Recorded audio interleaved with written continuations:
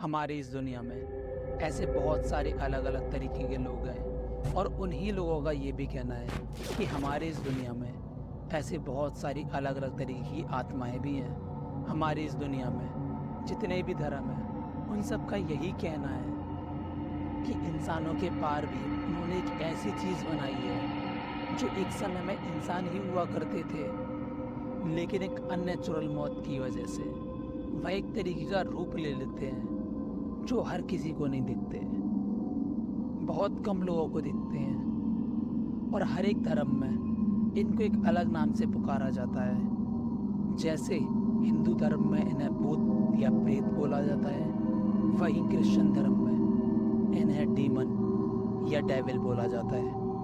वहीं मुसलमान धर्म की बात करें तो मुसलमान धर्म में इन्हें खबीस, जिन्नात या शैतान के नाम से जाना जाता है। ऐसा बताया जाता है जो जिन्नात होते हैं वो बहुत ज़्यादा खौफनाक, बहुत ज़्यादा खतरनाक होते हैं और ऐसा भी कहा जाता है अगर कोई जिन्नात आपके घर में बसेरा बना ले, घर बसा ले, तो उस घर को छोड़ देना ही एक सबसे बढ़िया ऑप्शन है, क्योंकि जो जिन्नात होते हैं उनके लिए आपकी जान का कोई मूल्य नहीं होता। वह सिर्फ अपने लिए जीते हैं, काफ़ी सेल्फिश होते हैं। चाहे आपकी ज़िंदगी बिगड़ जाए या आपकी जान चली जाए, उन्हें कोई मतलब नहीं होता।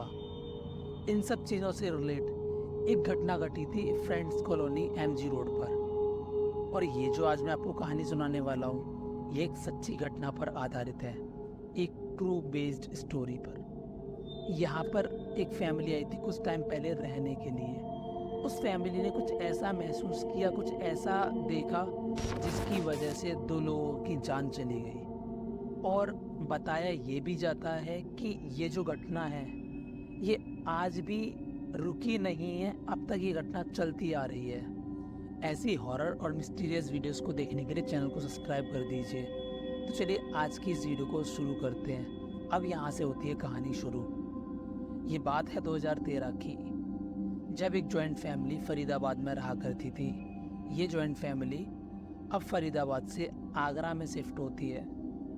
ये जॉइंट फैमिली काफ़ी बड़ी थी, मतलब इस फैमिली में इनके 2 बेटे, इनके ग्रैंडसन, ग्रैंड पेरेंट्स और इनकी वाइफ, मतलब काफ़ी हंसता खेलता परिवार था, काफ़ी खुशमिजाज लोग थे। तो अब ये लोग आगरा में न्यूली शिफ्ट हुए थे, तो इनके परिवार में चीज़ें काफ़ी अच्छी चल रही थी, मतलब शांति से सब कुछ चल रहा था, कोई भी लड़ाई झगड़ा नहीं, कुछ भी किसी भी तरीके की टेंशन नहीं थी। लेकिन सिर्फ 1 हफ्ते बाद इस घर में धीमे धीमे चीज़ें बदलने लगी थी।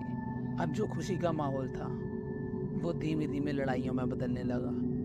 1 हफ्ते बाद इन लोगों में लड़ाइयाँ शुरू हो गई थी। अब इस घर में इनके सबसे बड़े बेटे की वाइफ थी पायल। पायल काफ़ी ज़्यादा खूबसूरत, काफ़ी ज़्यादा हेल्थ कॉन्शियस, काफ़ी ज़्यादा अपने आप पर ध्यान देने वाली, कुछ इस तरीके की लड़की थी। लेकिन इस घर में 1 हफ्ते के आने के बाद यहाँ पायल की अचानक से काफ़ी ज़्यादा तबीयत खराब रहने लगी। डॉक्टर ने यहाँ तक बोल दिया था कि इनको टीबी है। अब यहाँ पर पायल की मेडिसिन चल रही थी, अच्छे डॉक्टर से पायल का ट्रीटमेंट चल रहा था, लेकिन पायल फिर भी रिकवर नहीं कर पा रही थी। उसकी दिन पर दिन तबीयत काफ़ी ज़्यादा बिगड़ती जा रही थी। अब बीमार रहते वक्त पायल हमेशा अपने घर वालों को एक ही बात बोला करती थी कि उसे एक औरत दिखाई दे रही है, एक ऐसी औरत जिसका फेस जला हुआ है, पूरा जला हुआ फेस। और कभी कभी तो उसे ऐसा दिखाई पड़ता था कि वो जो औरत है वो पूरी जली हुई है, वो पूरी औरत जली हुई पायल को दिखाई दिया करती थी। और वो औरत हमेशा पायल को बुरा करती थी और वो हमेशा पायल से एक ही बात बोला करती थी कि तू अपनी जान ले ले, तू खुद को मार दे। और जब पायल ये सारी बातें अपने घर वालों को बताया करती थी तो उसके घर वाले इन सारी बातों पर भरोसा नहीं किया करते थे। उसका हस्बैंड उसकी इन बातों को इग्नोर कर दिया करता था और बच्चे ये बोल दिया करते थे कि मम्मी आपकी तबीयत खराब है, इसीलिए आपको कुछ भी दिख रहा है, आप अंदर जाकर सो जाओ। ऐसे फोर्स करके उसे मतलब सुला दिया करते और उसकी बातों को इग्नोर किया करते थे।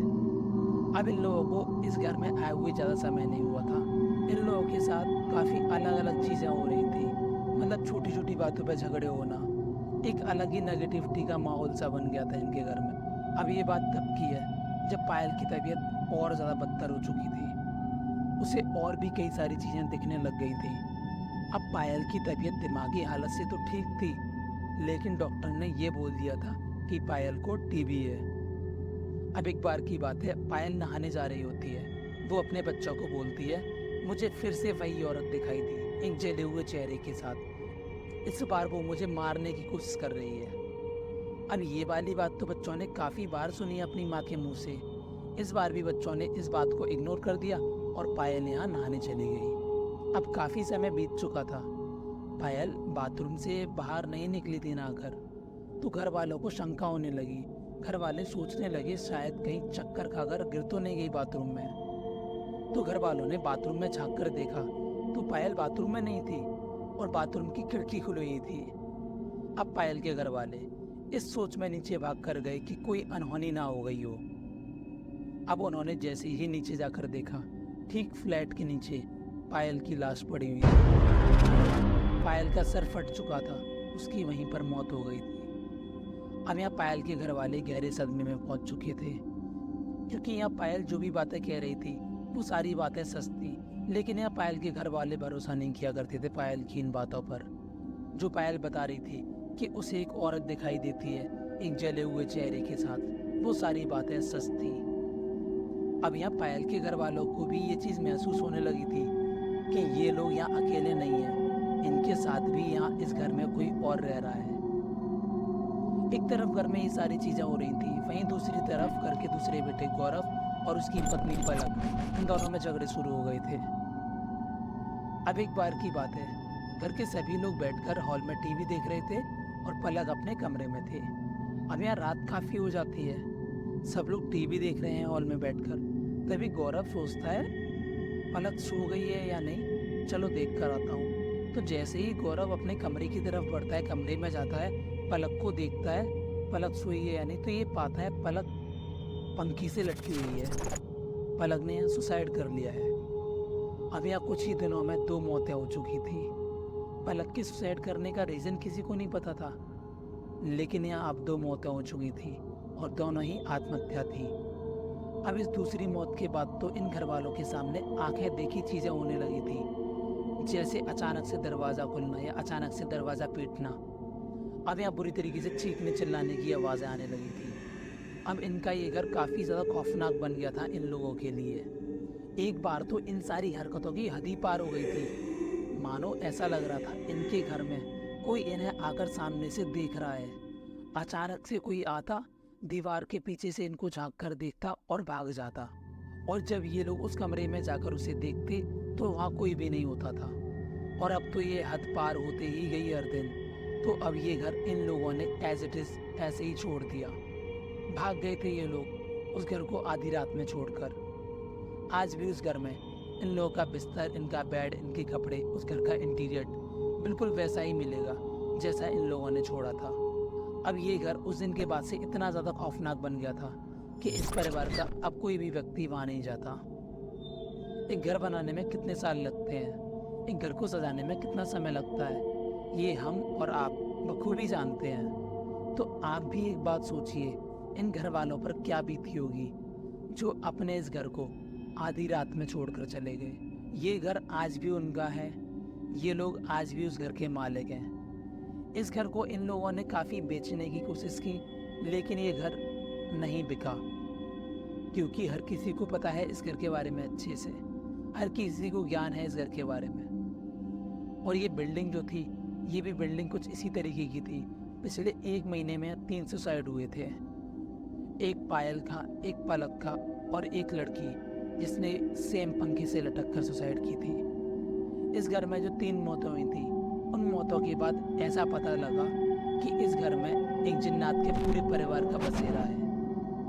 मैं आपको बता दूं, अगर कोई आपको बोले कि इस जगह पर मत जाना, उस जगह पर मत जाना, यहाँ जिन्नात का बसेरा है या फिर यहाँ भूत प्रेत का बसेरा है, तो उसकी बातों को अंडर एस्टिमेट मत करना, क्योंकि ये आपको जीते जी झंडूम का एहसास करा सकते हैं। एक पल को अगर आपका सामना किसी भूत प्रेत से हो जाता है तो वो आपको छोड़ देंगे। लेकिन अगर गलती से आपका सामना किसी जिन्नात से हो गया तो वो आपको जीते जी नर्क दिखा देंगे। जैसा मैंने वीडियो के शुरुआत में आपको बताया था, इन लोगों को किसी से कोई मतलब नहीं होता।